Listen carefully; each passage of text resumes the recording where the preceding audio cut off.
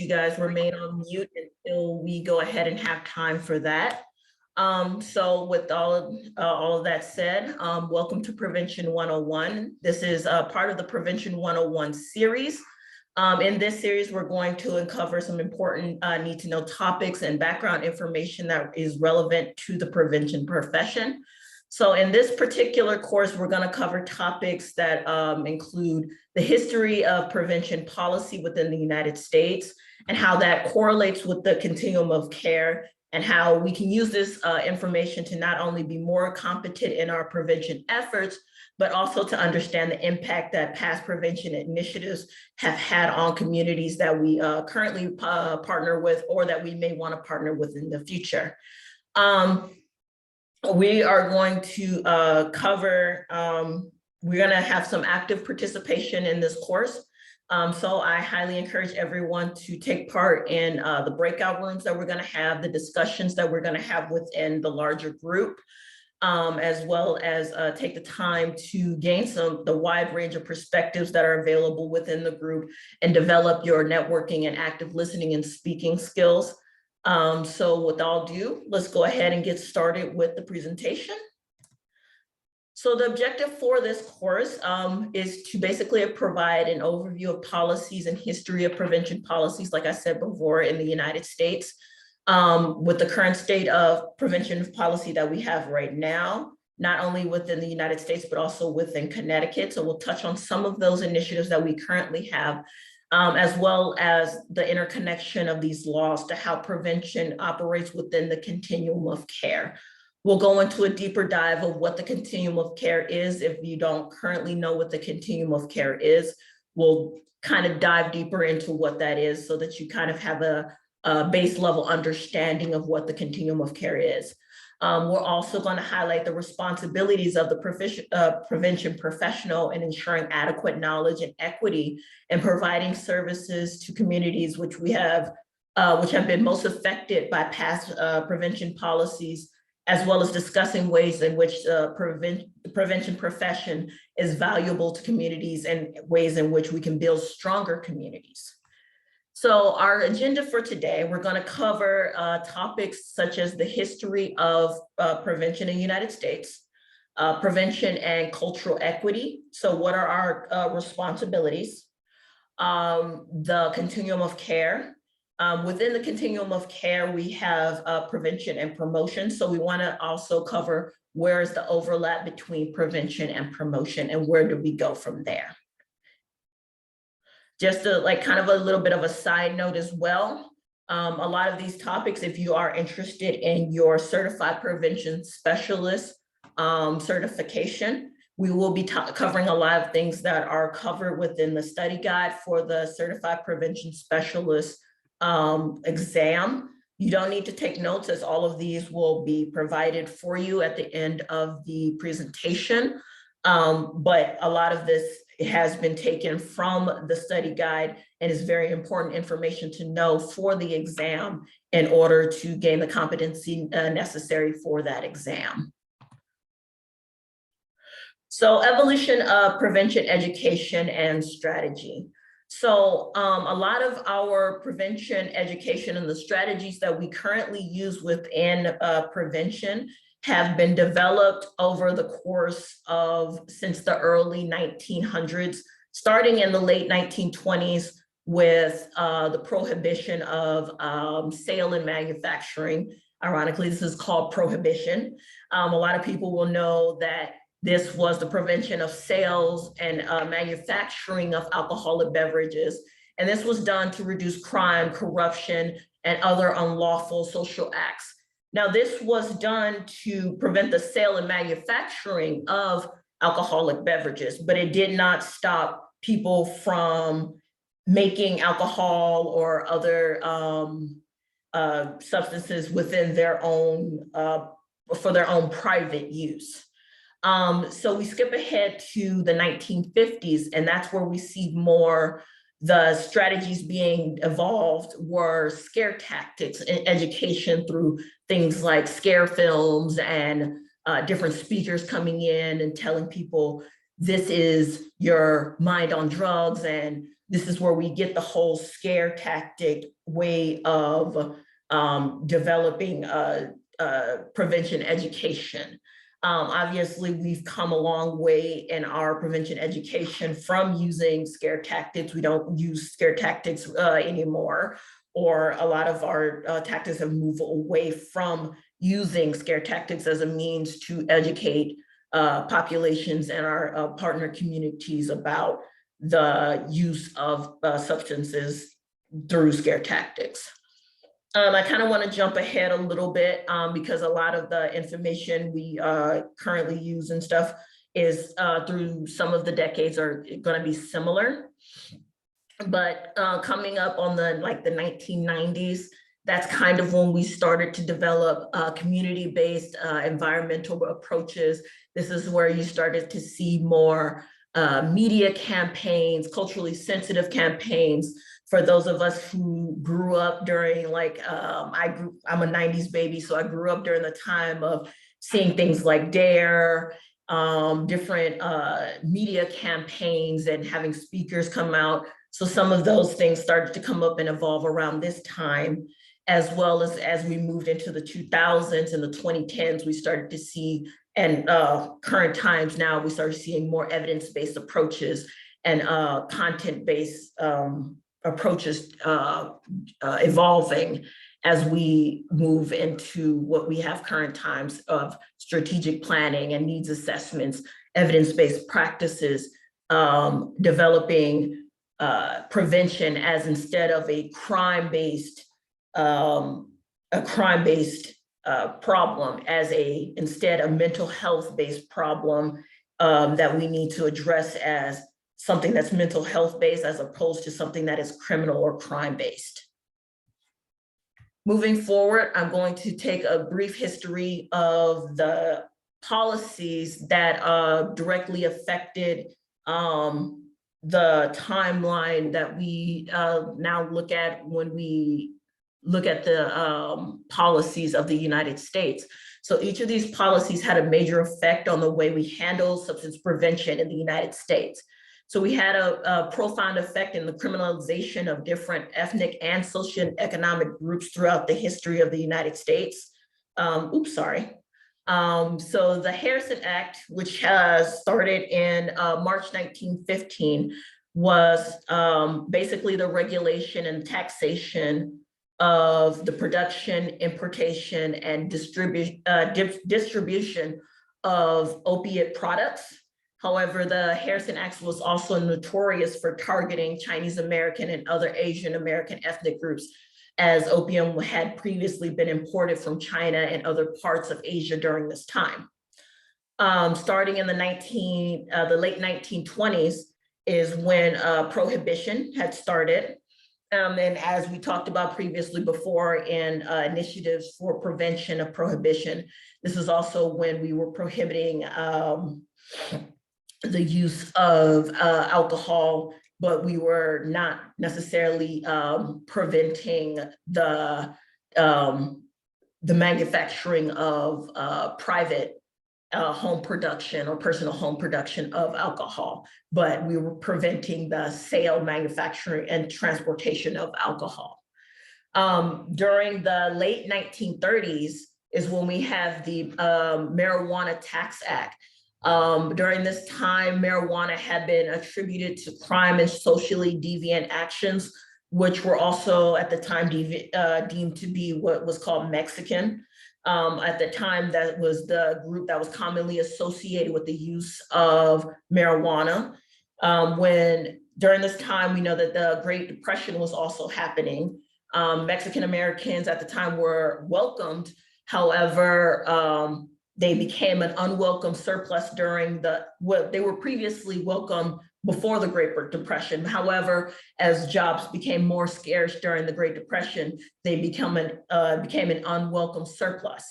So the Marijuana Tax Act, some believe, targeted Mexican Americans in their community, and marijuana sales and scrutiny led to arrests, deportation, and as well as the separation of families. Moving forward, We have the 1950s, we had the Boggs Act. I'm not really gonna go too much into this one, but it was the basically a little bit of an amendment on the Harrison Act. So it just mandated sentences for drug convictions. The one that we are going to focus mainly on for this coursework is going to be the Controlled Substance Act, or the War on Drugs. And the reason why we're going to focus mainly on the war on drugs is because it's considered ongoing right now. There hasn't been necessarily an end to the war on drugs. The Controlled Substance Act also had many negative effects on various communities, as instead of focusing on drug use as a public health concern, the problem was dealt with as a law enforcement issue, leading to mass incarcerations throughout many ethnic and socioeconomic communities. So this led to a cycle of trauma within the prison system, and also abuse of substances outside of the prison system. So yeah, during this presentation, we'll mostly be focusing on the effects that this particular policy had on different communities, and how we can mitigate these different effects from the war on drugs and the Controlled Substance Act through our prevention efforts. So some of the policies that we see that were enacted due to the war on drugs were the creation of the DEA. The DEA was a special police force to target illegal drug use and smuggling into the United States. We also see an increase in drug control agencies, as well as mandatory prison sentencing. It has been an ongoing law enforcement-based prevention policy effort to curb what we call recreational drug use throughout prison-mandated sentencing. This act was actually put in place by President Nixon in the 1970s. It was put in place to target substance abuse as what we call public enemy number one. So some of the main, one of the main important things that we got from this is that the policy actually had an ulterior motive. Domestic policy chief John L. Richmond, who was the policyman at the time, explained that the enemy of the Nixon campaign were the anti-left, the anti-war left, and Black people.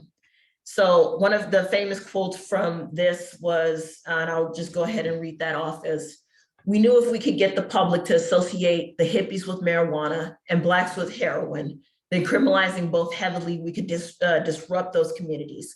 We could arrest their leaders, raid their home, break up their communities and meetings, and vilify them night after night on evening news. Did we know we were lying about drugs? Of course we did." So that's just one of the ways that this vilified different groups through the way of policy, through racist policies and prevention enactment, that not only did not help the people who may have been using these substances, but it criminalized different groups and didn't get them the necessary help that they needed going forward due to different types of addiction and whatnot. Do I have any questions before we go forward? Oh, okay. Thank you.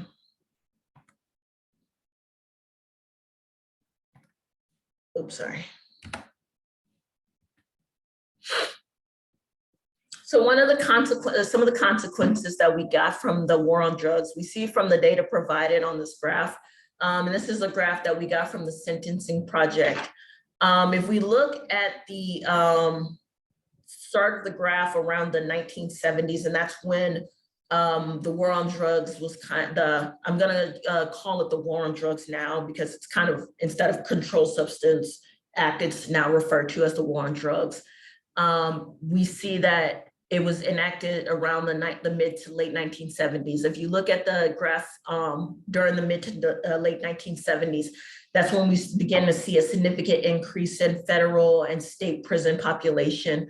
And a lot of people believe that's the direct result of the war on drugs. So you see there's during the years prior, there's a steady increase and it stays about the same. And then during the late 1970s, mid 1970s, that's when we see all of a sudden a spike due to excessive levels of imprisonment and punitive sentencing practices.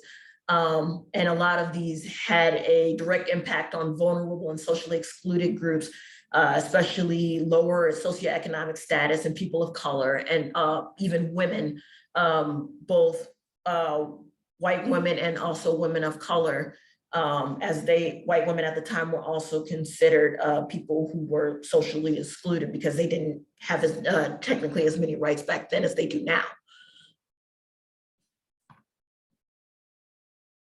And also we have during that time, there was a major effect on Black and Brown communities. And when I say Black and Brown, I mean to include Latinos, Indigenous, Mestizo, and Indigenous backgrounds, Native American, Native Alaskan, Native Hawaiian, Islander, and some Southeast Asian groups. So the war on drugs led to not only mass incarceration, it also led to stigma and limited resources for substance treatment for these particular groups. So looking at the information on this graph, I kind of wanted to go through the graph a little bit more so that people kind of had a bit of an understanding of what we're looking at here, is that there was a disproportionate impact on drug laws for these particular groups. So the population of these of the United States is over 60% white American. And at the time, it's Latino American, about 15, 16, and Black American is about 12% at the time. In state prisons, it's about the same in state prisons. But in federal prisons, we see that the amount in federal prisons for drug laws is that there is a higher amount of Black and Latinos who are in the federal prison systems. And looking at the treatment of Indigenous people who are getting their the treatment needs that they need for alcohol needs, there's a very large need for alcohol treatment, a need for illicit drug treatment, as well as a combined need for those who need alcohol and drug treatment. And those needs at the moment are really not being taken care of. So going forward, we want to take a look at the impact of the war on drug. So the war on drugs has led to fractured families in the case of domestic abuse due to drug use, neglected children having either neglect due to their parents using drugs, a cycle of abuse due to lack of resources to treat these, to treat the disorder. Not only does that lead to a cycle of abuse that the parents can't treat the disorder, but it leads to a higher likelihood that the children will have risk factors and develop similar issues due to generational trauma that their parents have developed drug and substance use disorders.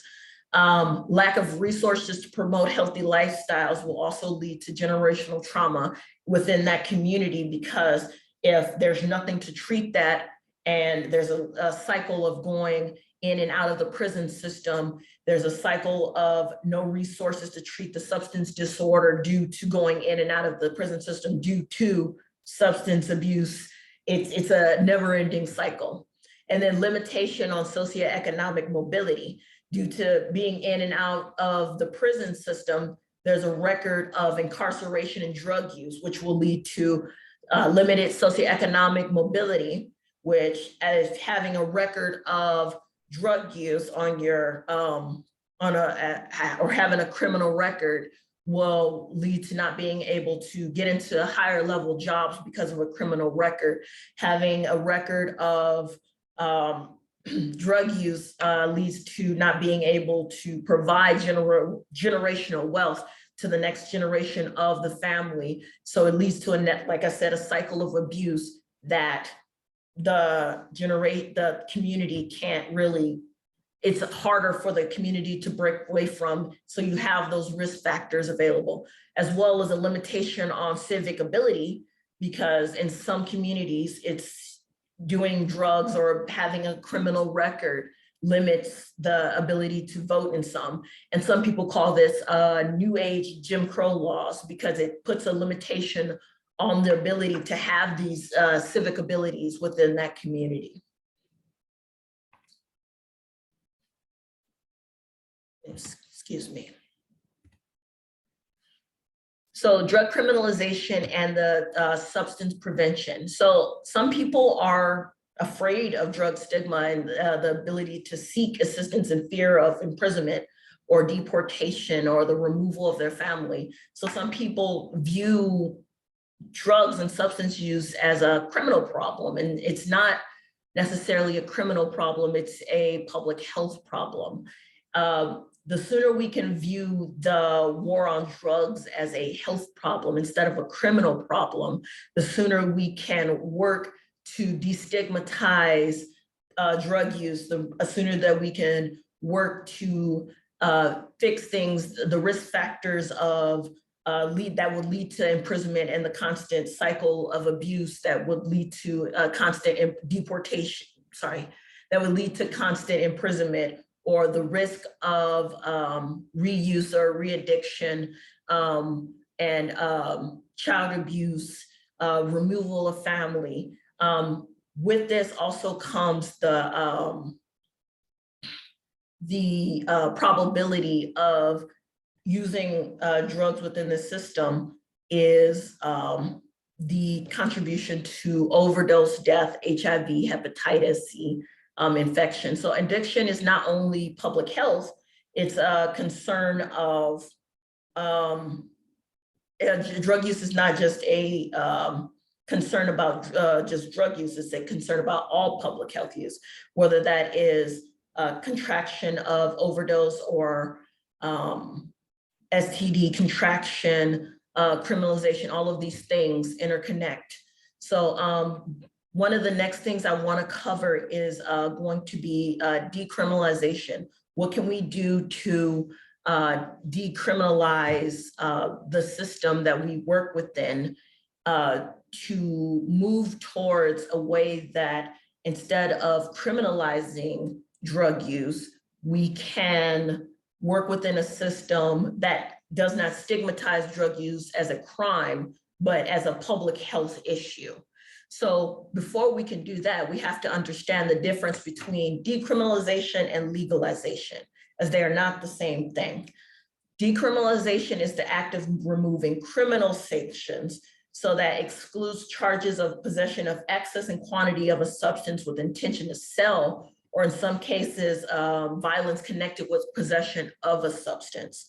So decriminalization, instead of being charged with criminal penalties, sometimes there will be civil fines. A person who is considered an offender who offends by being caught in possession of a substance would have to pay a fine, receive drug education, or go through drug treatment, versus legalization, which means that there are some legal sanctions to it, such as in the case of alcohol, which means that some things are able to be used by the adult population or under certain prescribed uses. So certain uses for the product for the substance are still illegal, such that they endanger the general population, such as driving under the influence or being publicly intoxicated. But it is still available for adult consumption.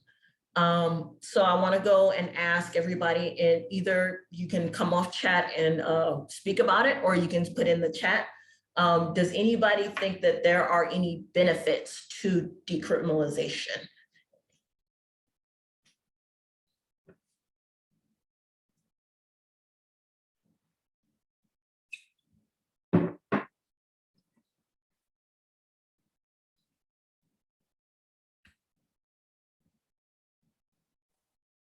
I can comment. I think decriminalization would mean, like you mentioned, the reduction of like persecution of Black and brown folks, right, that have been disproportionately targeted. So hopefully it would give some protections for these populations that have been targeted wrongfully so, and protecting them against these legal persecutions. Awesome. And then Wendy says reduction of stigma. Catherine, thank you. Catherine says decriminalization helps to correct decades of racist policies. Thank you, Catherine. And those are great things to add to. I'm going to go ahead and we're going to go into some of the benefits, and you guys touched on some of those greatly, of decriminalization. Oops, sorry. So some of the rationale that I have of decriminalization is that imprisonment does not deter drug use. We know that within the United States, there has been, we have among the highest rate of incarceration in the world. Prisons are full of people serving time on drug-related convictions, yet most experts agree that prison sentences rarely deter drug use, especially among young people. According to Prison Policy Initiative, at least 1 in 4 people who go to prison will end up back in jail within a year. And oftentimes those dealing with poverty, mental illness, and substance abuse will usually be, have those problems exacerbated with incarceration. So some of the thought behind decriminalization is that it will improve disparity within the prison system, increase resources available, and prioritize health. We can also reduce the stigma of drug abuse and help. And for those who want to receive help for mental health and drug abuse, this also reduces barriers to evidence-based strategies to assist individuals and their communities. And we want to eventually lead this to stronger communities and stronger families. So one of the things that I kind of want to touch on is a study that was conducted in Portugal. We currently don't have a lot of data within the United States. Currently within the United States, there is only one state that has fully decriminalized all substances, and that is the state of Oregon. So a common fear is that decriminalizing drugs would lead to more dependency and crime. So there is no indication, however, that that's true yet. Data from around the world suggests that treating problematic drug use as a health issue instead of a criminal one is as a more successful model for keeping communities healthy and safe. So currently, Oregon has decided to look at the legislative changes that were done in Portugal.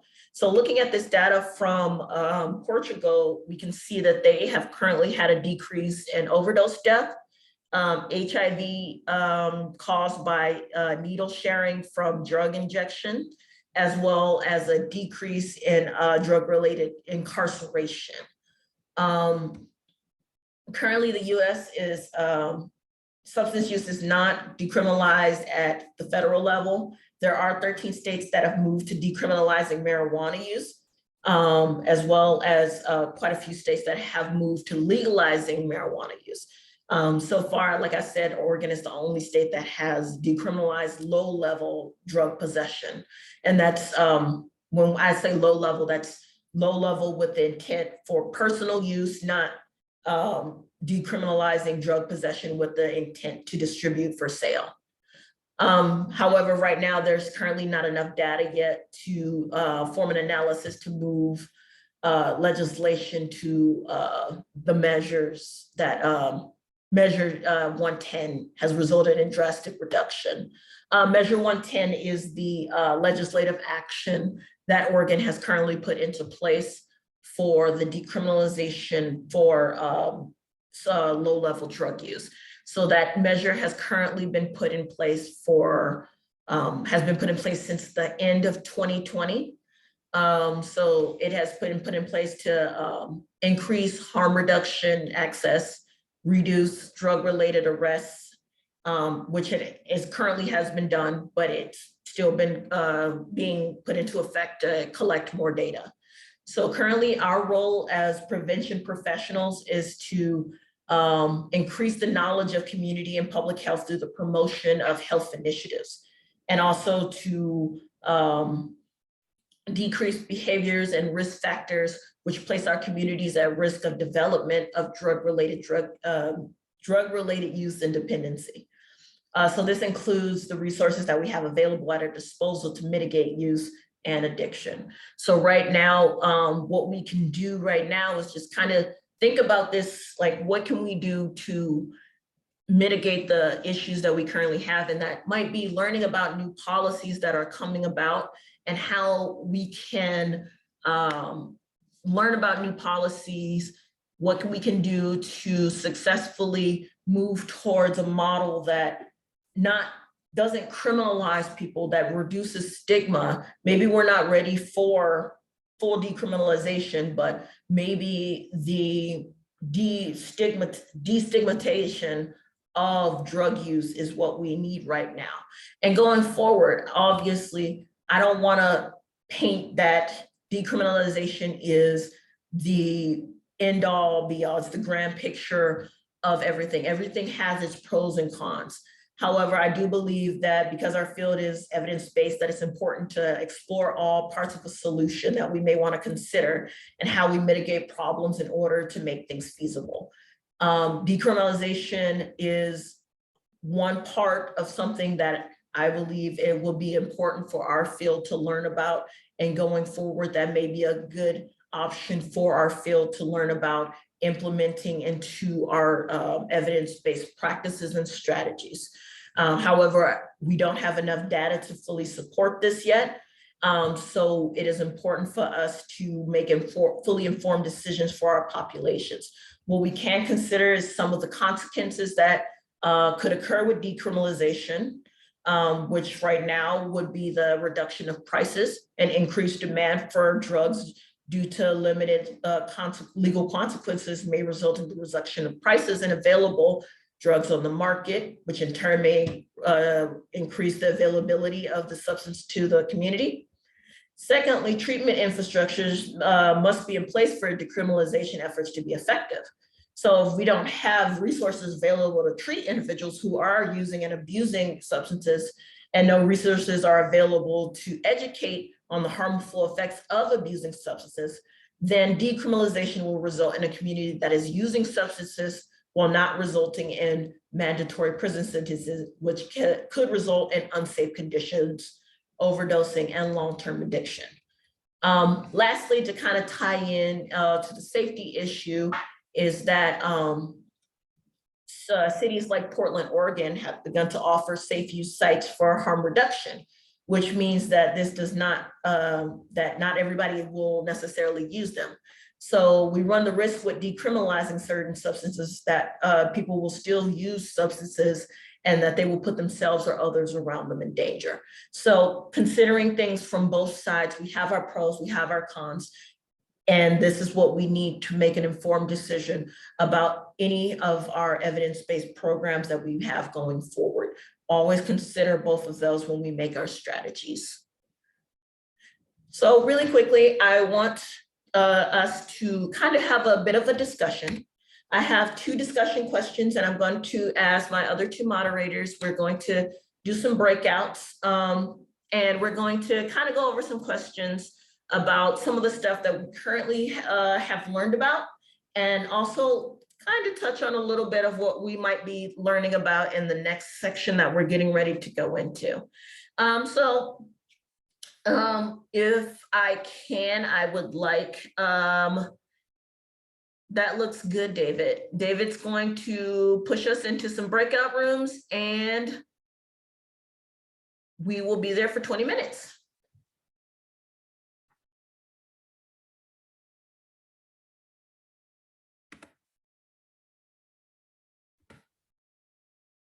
The questions were too quick. We have Shay. Shay's gonna I have. have a screenshot, so I have them. There you go. Good, it's just Shay. I was just saying. I got the questions. Oh, good. Yeah, I was just saying that I was just trying to read the questions and we got jumped in. So I'm glad you have them. Thank you. I'm gonna say, There I you go. am the presenter. I have the questions. Excellent. We're the lucky ones. First sets of questions are generational trauma. So go ahead and read these. I'm not gonna read them out loud. I assume that everyone can read and doesn't need my silly voice to say things over it.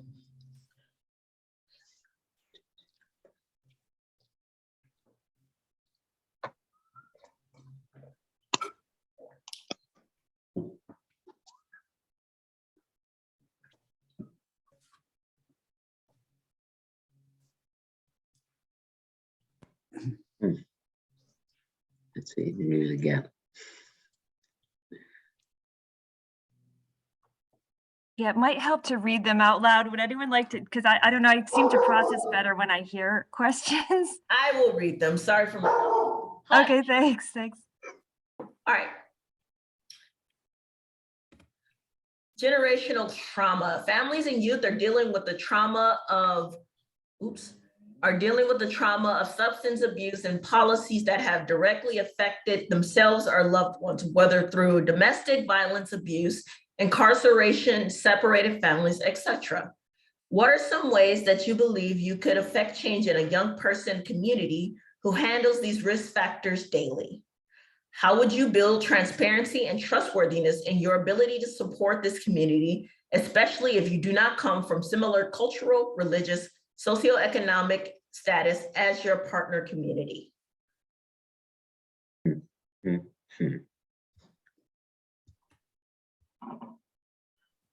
I think for the first one, obviously you just have to educate. You know, you got to educate and let the kids and the young persons or person in the community know that, you know, you're someone they can go to, and try to, you know, not only educate but try to understand where they're coming from, be empathetic to their situation. I would say for the first one. I don't know if anybody else has anything. I was thinking similar. Go ahead, Catherine. No, go. I was thinking similarly, Danny, and I think this is an area that mentoring comes in very strongly, and really being open and having a continuous, an ongoing relationship that you're able to support that youth in a variety of ways. Awesome. I could try to take a stab. I think that screening is really important. So this is for youth living in trauma. Screening would be important, but ensuring that resources are in place so that if a youth screens positive for trauma in the home due to the generational trauma, we'd want to make sure that there are resources in place so that you can support that child. And so I often think about who is doing the screening and who is doing the intervention or providing the support. So ensuring that we have community health workers or recovery coaches, people with lived experience, people from the community, people who look like youth. Building that trusted relationship is really critical to be able to provide that support. So those are just some of the things that I've been thinking about as I've been my eyes have really been opened in this presentation. It's been absolutely phenomenal. So it's been bouncing around in my head. I'm glad. Anybody like to say anything about number 2? Or should we move on to the second set of questions? I think number 2 is a super good question, because I think that if, like, say someone like me who's white could go into a community that's not, my anything, you know, all the stuff that's written here, and I could come across preachy, or I could come across inauthentic. And I think like just being like I don't really believe in being filtered. So I just like building transparency with them, you know. Mhm. And I think you have to be as real as possible with someone, because they can tell when you're not being real. So Mhm. especially with, Right. you know, youth. So Yeah. it's tricky. It would be very tricky for sure. Mhm. Well, with youth is always tough because, you know, it's regardless, you know, for them, even if they got it good, it's me against the world attitude for a lot of youth. So I can see where, Mike, you're saying that, like, you'd come in and say your piece and they might look at you and be like, well, what do you know? It's like, dude, I do know. Like, I do. You just gotta give me a chance. And sometimes kids don't give a chance, you know? So it is tough. And to be transparent and let them know you're really there is a tough call. You know, I mean, for me, I have family members who now, you know, they're still 17, 18, and now they're getting in trouble with the law because their parent got in trouble with the law. It's just a generational thing. And you can try to be that person to jump in and break it, but it's tough. You know, it's tough. It's tough. And, you know, that, like Wendy said, mentoring is so huge, it's so big. But it's tough. So that even that second one would be tough for me because I kind of come from all that. So And it's tough Yeah. because how do you go into it? Say from my situation where I probably haven't dealt with the things that someone in that situation has dealt with growing up. They've had it a lot harder than I've probably had it, you know, and how do I even get on that same page with them without seeming judgmental, you know? Awesome. I just think that's a really good question. So Well, I think you raised a really great point, Mike, and I think it's meeting where they are as well, and where they are developmentally and where they are socially, and being a part of their world as much as you can to understand it, and to help them, give them the pillars that they need to move forward. Awesome. Let's look at the second set of questions. This is actually one question, but I will read it off. Adult use and medical marijuana legalization has been a hot topic in the media. Many have lamented that marijuana is a healthier alternative to many other drugs that are on the market currently, and many see the sale of big marijuana as a great transit revenue. Once criticized of the legalization of adult use and medical marijuana are the racial and economic biases which were present in the past. Black and Latino communities and many lower income communities face mass incarceration for nonviolent possession and use of marijuana. These communities still face after effects of the prison system and lack of resources for treatment, while over 90% of marijuana pharmaceutical companies remain owned by white men who are allowed to profit.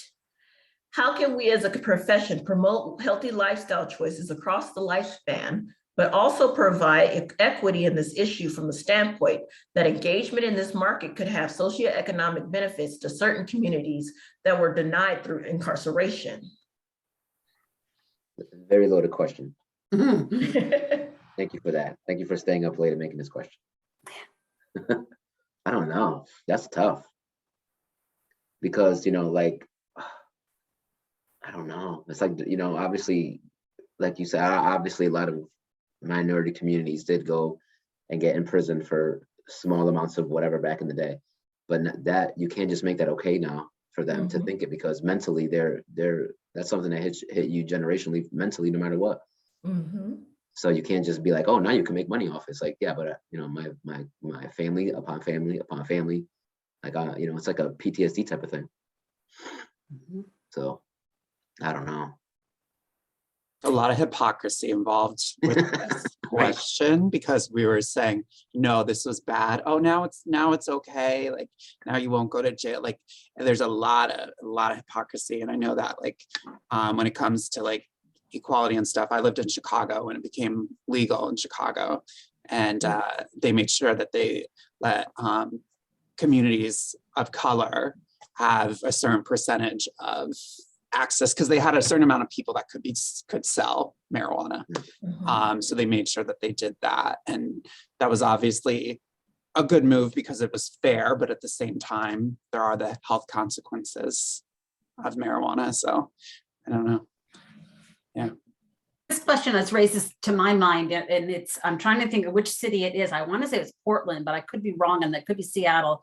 And the picture that I saw at a training several years ago, and it showed with after legalization where those sale points were in the city, and it showed that they were all within minority communities, and I think we're setting those communities up for the greater challenge. And you didn't see any distribution centers within affluent white communities. And it was shielding those communities from the effects that are known to be surrounding those distribution centers.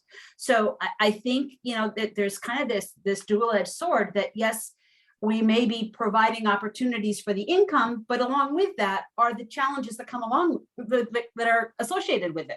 So what are we really doing? Absolutely, Wendy. Right. It's by design, right? I really struggle with this, having a background in public health. I completely agree with decriminalization of marijuana, but this is going to be a public health epidemic in the very near future, because the dangers of, medical marijuana, I believe in the medicinal qualities of cannabis, yes. But the delivery system is so warped in my mind, and with the increase in THC, we are going to see young youth addicted at a very early age in life, because this is the big tobacco model. Let's get lifetime users, let's get kids addicted, let's make them think this is no big deal. And yeah, let's target Black and brown communities too. And let's make it a red herring, by saying, oh, we're now, those who are incarcerated, we're now going to give you this economic opportunity. What is that, as Wendy was saying, what does that create in Black and brown communities? That creates easy access to marijuana, higher addiction levels. It's so upsetting from the public health perspective. You just have to look at the big tobacco playbook, and this is exactly what this is. It's all about money, and it's all about lifetime users, and it's all about destroying communities of color. That's how I see it. I was gonna say, it's just about, at the end of the day, slowly destroying some communities. I feel the same way. I like the medical reasons, I think is great, but the education needs to be out there for everybody, because it's not your run of the mill, 60s marijuana anymore. It's a lot stronger, a lot potent. So, people need that education, but it's also, it's basically, like you said, it's to destroy a community like, the 80s and crack in Baltimore. It wasn't legal. It wasn't done like through prohibition, like alcohol in the 30s, but it was just fed in there quietly, and they destroyed the whole city, and that city's still picking up from the 80s from it. You know what I mean? So this, they make it, enticing by saying, oh, you can get money and it's helping the community, but you got to be educated on it. If you're not educated on it, then you're destroying the community real quick, and legally, which is even worse. Yeah. I will tell you all a story just because I didn't want to jump in while you guys were discussing. It was awesome. I played a super spy once, where I went to in New Jersey, they have meetings for people who want to become distributors and sellers of marijuana. And I decided to just kind of sit in there and be just see what they were doing and stuff like that. So they usually, unless you want to ask a question or something, they usually block out your face, block out your voice and stuff like that. And you have to type your question sometimes. Usually they do that. But this time they happen to leave all that open. Usually these forums have mostly white men, usually in their late 30s to 40s. And it was in New Jersey. So they were preparing to, the law was getting ready to make it so that people can buy their licenses. And licenses for selling are usually cheaper in areas that are more Black and brown, more urban areas. I grew up in Detroit, and it's easier to sell things or things that are considered vices in Detroit than it is to sell on the other side of 8 Mile in West Bloomfield or the other suburbs on the other side. So Detroit, if anybody ever has a chance to go to Detroit, 8 Mile Road is just the divider from the suburbs to Detroit. 8 Mile, you'll see on one side, you'll see liquor store, strip club, marijuana place, strip club, all that stuff. On the other side, cell phone store, factories, all nice looking houses and stuff on that side. Totally different. All it is just 1 mile apart from each other. And that 1 mile makes it $50,000 cheaper just to buy and sell things on that other side. And that's why people go there and sell things. Because when I was growing up, you never see, well, I mean, when I was younger, you see some Polish people there, but you'd never see white Americans in Detroit. Not as much like when I was growing up. When my mom was growing up, maybe, but you never see white people in Detroit unless they owned businesses. You never see them living there. But they would own businesses there. The guys that were selling things for this particular forum were highly upset that they weren't going to be able to be first in line to get their licenses to sell marijuana, and were upset because they said it wasn't fair that they would not be, even though they had the revenue first, that they would not be able to get the licenses because certain people would be able to get the licenses first. So it always like, kind of like, I was just like, well, why does that matter to you? Like, why do you need to get the license first if you have the money for it? It's because they wanted the revenue within those small communities where it was cheaper to get it. Right. So interesting take. I appreciate you guys participating in this. This was a very good discussion. Don't look at my slide. Another question here tells that. Okay. No, but they're really good questions, like for real, like definitely. I put a lot of thought into it. I appreciate it. Yeah. Hmm. Oh, Jeebus. So we will be going back in. If you guys would like to say anything, you are free to say anything that you wish about the discussion. If not, you may continue to listen to other people talk. I'll probably give like 5 minutes to talk and stuff like that, but other than that, not too much. Just stop share. Well, I feel privileged to be part of this group. Great topics, great conversation, great insight. So thank you all. Thank you, everybody. Yeah. I'm saying everybody got to hear my annoying dog go bark at cats. Dog. That's what they do. They bark. You know, okay, you can't be mad at them. He's barking at, there's a squirrel that harasses him every day. And he barks His at bark him. is justified, so I get it. I'm not mad at him. Just want to say hi to Danny, because Danny, you're in Middletown, yes? Married in Middletown, yeah. Yeah, okay. I'm at Middlesex Health. Yeah, we were at the meeting the other day, right? Last week? Yeah, nice to see you again. See you again. Well, I live in New Haven. I'm in New Haven right Okay. now, but I work in Middletown, so. Okay, nice. I need you guys to give me your info. I'm trying to join your coalition, Danny. Yeah, I'll send to you right after this. Yeah. So the Meriden one still, you know, we're rolling with that one. The Middletown one, it's rolling. We're hiring someone in that prevention professional position so they can oversee the grant that we have there. So, but I'll give you the invite because right now I'm running that too. So. Okay. And doing a great job. Thank you. I appreciate it. What's your coalition? So we have the Meriden Healthy Youth Coalition, which is through DFC, Drug Free Communities. And then we have in Middletown, the Middletown Substance Abuse Prevention Council, MSAPC. And that's under, we have a PCC grant that focuses on alcohol and youth. Nice. Well, if you ever need materials, I'm the Connecticut Clearinghouse and we give them for free. So if you need materials. Yeah, I've definitely, I went there one time and got a bunch of stuff during the pandemic. Oh, And nice. other times I've emailed and I've gotten the stuff. So yeah, and we have some stuff coming up, some fairs. I always go to you guys first because any material, especially now in Meriden, that I'm leading the coalition where I want to have a lot of stuff in Spanish. The Spanish community. Nice, nice. Have you used the van with us before? No, I had it set up for May something and I totally forgot. So I think it's booked now, but Yeah. yeah, I reached out. They're like, well, you got to book it now if you want it.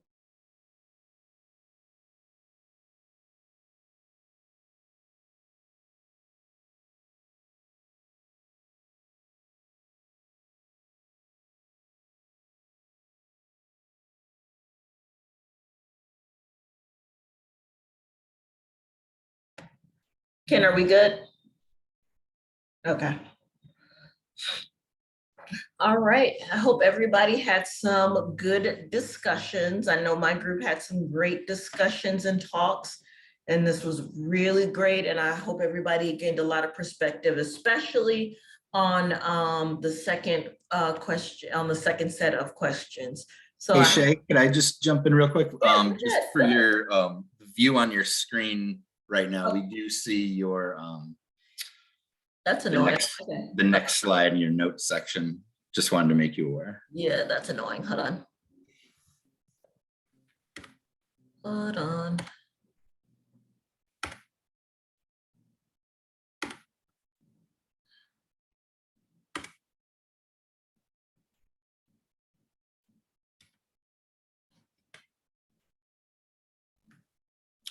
That looks good. Good? Yep. Okay. All right. So we're gonna keep going. I hope everybody had some great discussions, like I was saying. The next thing I want to just kind of reiterate on is that basically that the past prevention policies that we have essentially from the past that we were working on into what we currently have now is that prevention policy before was based in trauma. Due to criminalization and felonization of drug use in the past, we know that we may be battling with risk factors currently that were caused by policies that were set in place by a profession before many of us were even currently working in the field, and that affect our current policy and the education that we currently have.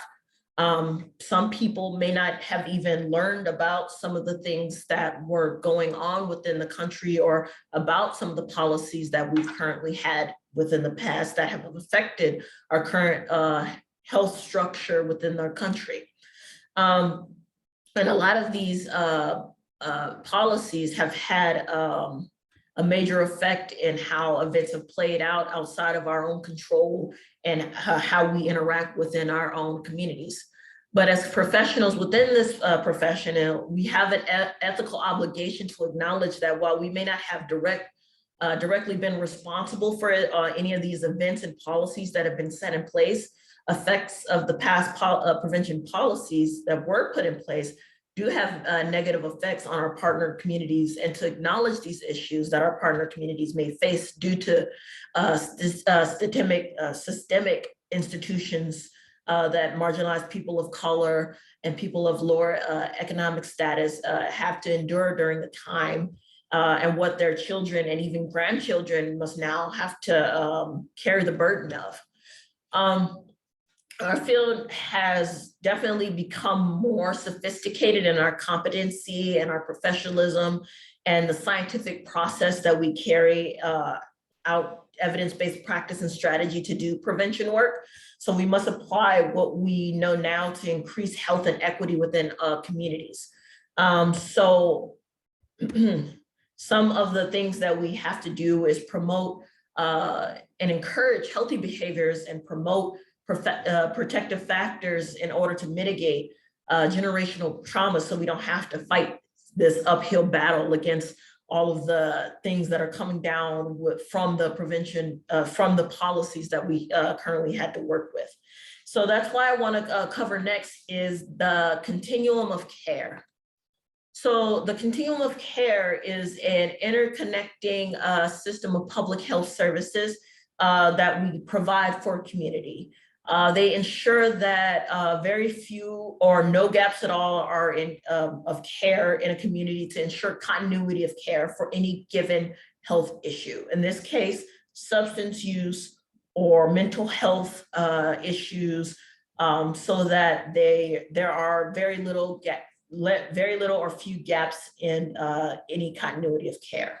So the parts of the continuum of care are health promotion, health promotion, health prevention, identification and treatment of the issue, and recovery and support.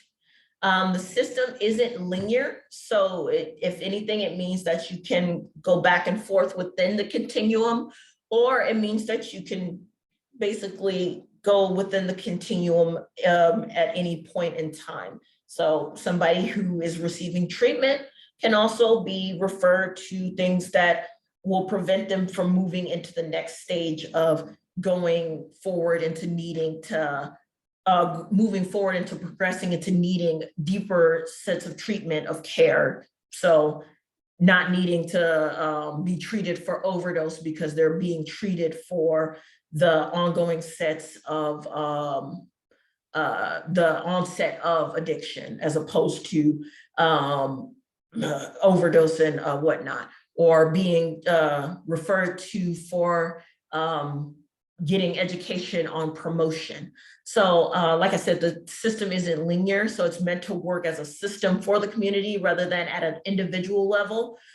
Each area of the continuum must be strong in order to, in its function and its available resources, in order to decrease the chances of decline in population health, and in order to keep individuals from slipping through cracks. So for this course, we're mostly gonna cover the first two stages of the continuum, and that's promotion and prevention. However, it is important to have a quick overview of what each part of the continuum are, so we have just a quick understanding. Sorry. Promotion and prevention play a large part in all of the stages in healthcare and human service of all levels of care. So we should really encourage communal promotion and prevention efforts, no matter what area of the continuum anybody may be or have their primary focus. So even if someone is within the treatment phase of the continuum, we should always be promoting health promotion. We should always be promoting prevention. So we stay within, like we always promote healthy habits.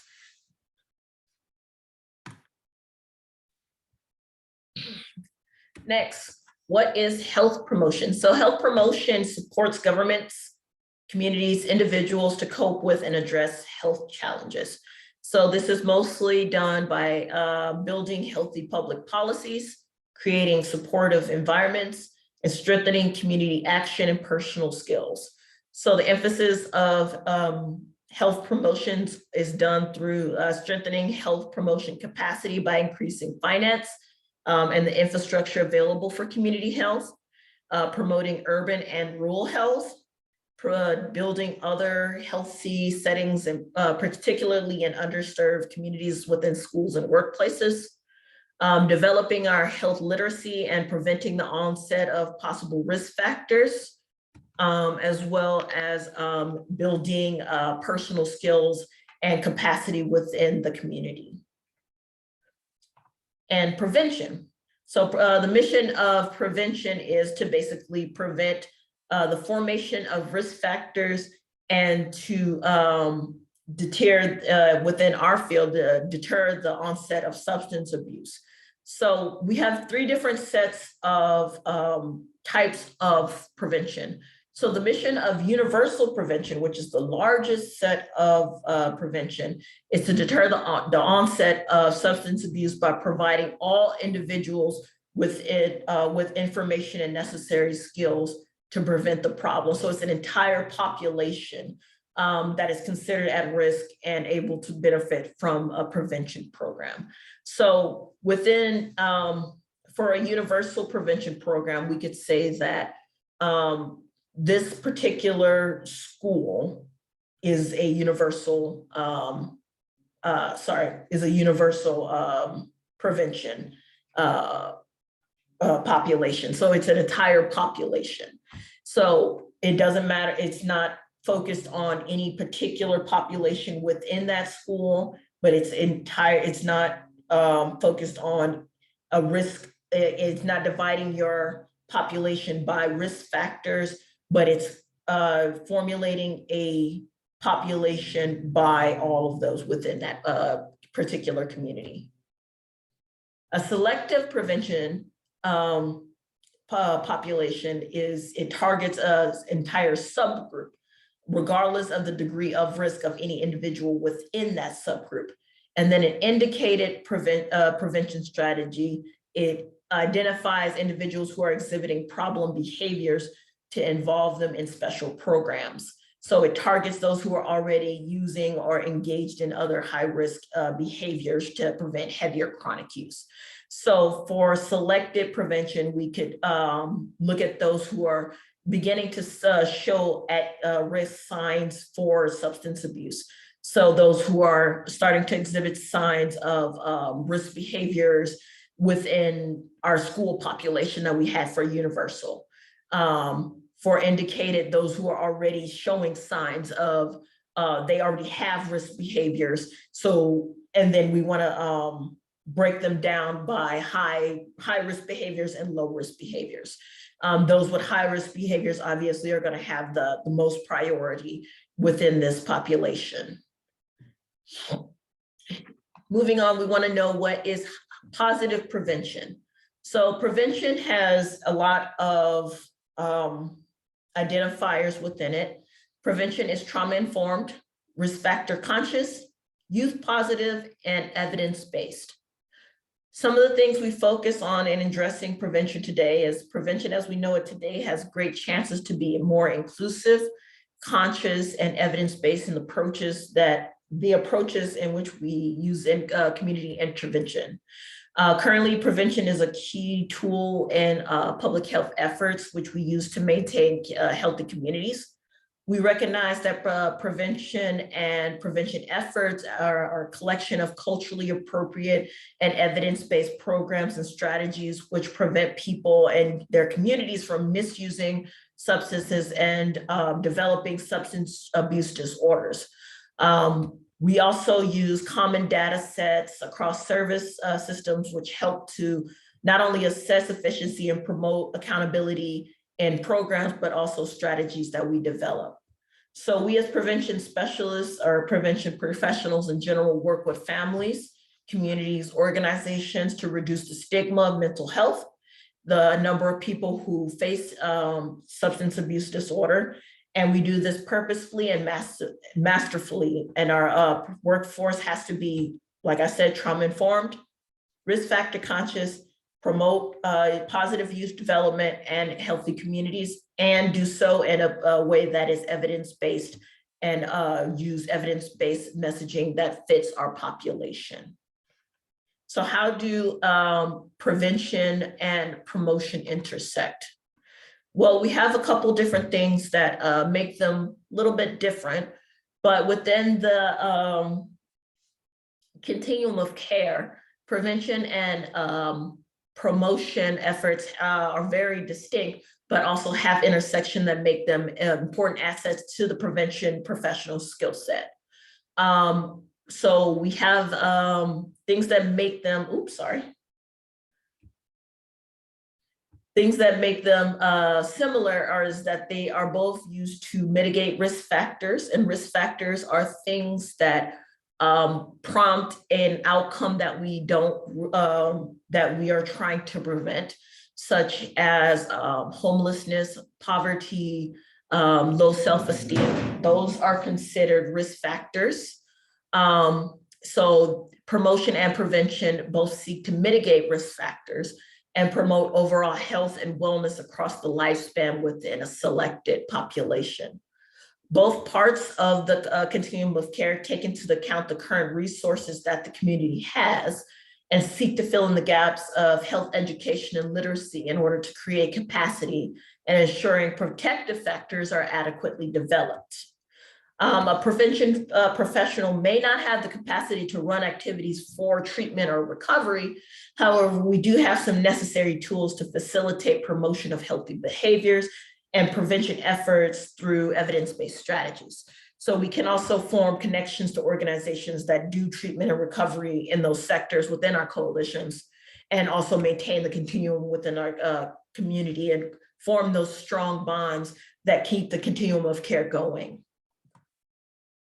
So prevention through promotion. So prevention must work at many levels of the continuum of care in order to ensure promotion of healthy behaviors, prevention of use, treatment, of harm reduction, and substance use and recovery, and to provide resources in the instances of relapse. So we understand that we understand that the communities we work with are human and we will make human mistakes. So we seek to reduce harm and death related to the use of substance use. So prevention is not only about preventing the problem, but also promoting the solution. So when we were speaking before about decriminalization, we don't want to just prevent the problem of using drugs, or using substances in general, but we also want to find a solution to why people are using a particular substance, why people are going through this generational trauma that they are going through, and in what way can we counteract the substance or that risky behavior in order to promote healthy lifestyle choices. And also, what are the alternatives to risk factors that contributed to that substance use? In this particular case, we know that possession and treating substance use as a criminal offense, as opposed to a public health offense that's stigmatized and is not seen as worthy of getting the help that is necessary, has been a problem within our country. And mental health has been a problem within our country that has not been able to help those people get the treatment that is necessary, which has led to an ongoing cycle of risk factors that have been built within those communities. Going forward, we have to find healthy outlets that counteract the substance use. And we can see that through healthy activities that are offered within that community, as well as stages of change. What can we offer as far as the stages of change? Are people contemplating the change? Are people making the determination that there is a problem within the community and what actions are being taken? Are we coming in and as the solution, or are we coming in as informed prevention professionals who understand the culture of that community and the trauma that was caused by those policies in place that we are going into, and are we informed about those when we go in to take action, and what things are being maintained as we go in and take that action. So I wanted to provide everyone with some tools for the prevention professional. Some things for community readiness to get ready to go into those spaces and understand things about past prevention policies and that trauma that those communities may be facing as you get ready to go and work within those populations. This is something that is also very much necessary if you are preparing for the CPS exam. It is definitely going to be on the exam. I'm saying this like definitely going to be on the exam. Things that are necessary when going into that community is to understand the community readiness model. Is the community ready to take the steps to address health disparity or substance use? You need to understand when going into that community, how is that community perceiving the substance use within that community? Some people might not see it as an issue, especially with some substances such as marijuana, with the perceived low risk of it being an issue. So if the community has tolerance or no knowledge of at all, it is our job as prevention specialists, as prevention professionals, to bring knowledge to that issue and have it so that we can provide the knowledge for that community to work within that community to provide the tools for that community, as well as get stakeholders within the community and build that knowledge into the community so that there will be readiness and steps to take readiness for work within that community. If there are steps of denial, then what other steps do we need to do to incorporate a sense of health promotion within that community, of health readiness and substance use knowledge within that community? If we look down of a low level of community ownership, if we have that low level of community ownership within our communities, which some communities do, what is it that we need to do to sustain that level of community ownership and keep doing what we're doing and keep promoting that level of community ownership, of community literacy, of community knowledge, of perception of risk within that community to keep that healthy community going. Secondly, we have building a stronger community, or if we already have these allocations of the 12 key sectors, what do we do to maintain a strong community? So in order to build a healthy community, we must build a stronger community. One of the things we learned in the Continuum of Care is that the connection of multiple levels of care and intervention lead us to greater possibilities, to greater outcomes, and that is that we should strive to have an interconnecting web of prevention, health, and efforts, promotion, and various stages of community. So by incorporating the 12 sectors, 12 community sectors, we ensure that we are displaying health and wellness at a variety of levels within the community. We mobilize the community to be on the same page. We build the community using the local resources that we have, and being able to utilize the 12 sectors effectively is one of the greatest tools that we have as a prevention coalition. And we can make our efforts of promotion of healthy lifestyles and delay or prevention in substance use in the community a lot stronger. So this is a set of the local 12 keys community sectors. And by having a stake in all of these sectors, we build different levels of strength within our communities by having promotion at various different levels in the community within our youth serving organizations, our law enforcement, our schools, our media, our healthcare professionals. This is also encompassing within the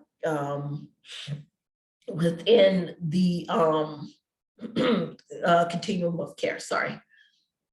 Lastly, as I get ready to close out a little bit, I wanted to give you guys some tools from TTAS that we have that are available to you guys that you guys can take back to your coalition for your own personal development that we have. And I'll also send this out to you guys as well. We have a parent guide that is really great for parents to use on talking to youth about opioid use and prevention. It is a great guide to being able to not only talk about opioid use and prevention, but it also gives different demographic use and prevention. It gives knowledge about what opioids are, what they do to the body, a lot of different resources about where parents can go, athletes, different demographic information, as well as we have information on how coalitions can engage the youth within their communities and how they can use evidence-based strategies to engage them. A lot of communities have Black girls within their communities and don't necessarily know how to engage the Black girls within their communities. So our partner, Dr. Ijeoma Opara from the Yale School of Public Health, has also put on a presentation with youth and professional panels on strength-based approaches to substance use prevention for Black girls. And she did a very great panel. We did 3 panels and a lecture in February that were really great. And I think that if you guys would like to, we have those on our YouTube channel and we can share those with you guys. I'm going to stop, I'm not going to stop sharing yet. I would like to ask if anybody has any questions about anything that we've covered. I know that we covered quite a bit, but I would love it if you guys had any questions or anything that you would like to know more about. If there's anything that I can get for you guys to like go more in depth about this stuff, or if there's anything that you would like to talk more about in depth or anything. And you can come off mute for that.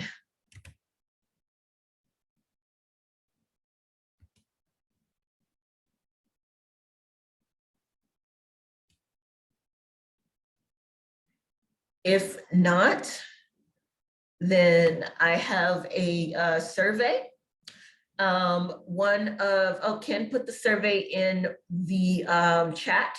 Also, I have a QR code, so if you have your device, you can also take the survey on your device. And this survey is just so that we can improve the courses that we offer through T-Task, as well as give me some feedback on if there's anything that you guys would like to know for the next iteration of Prevention 101, or if there's anything that you would like to see, do better on, anything like that. T-Task will be doing another presentation on April 20th for talking to teens about drugs found in reverse translation, and that will be with our guest speaker, Jibrin Casalvo, who is a Canadian speaker, and he will be doing a talk about teens' use on drugs, and it will be more of a science-based discussion. We will also be doing a 12-sector series on, thanks, Catherine. We will also be doing a 12-sector series on the military. So for any of you guys who are curious about the military, curious about working with veterans, and I am a veteran, we will be doing a big talk about the veteran community, and I hope to see a lot of you there. So we will be doing that. And I will also be sending all of these notes out to you guys. But if there are no questions, we are all done for the day. If you guys would like, if there's somebody who would like to hang back and ask any questions that you didn't want to ask in front of anybody else, I'm also here for that too. But thank you so much, everybody. Have a good day. Thank you.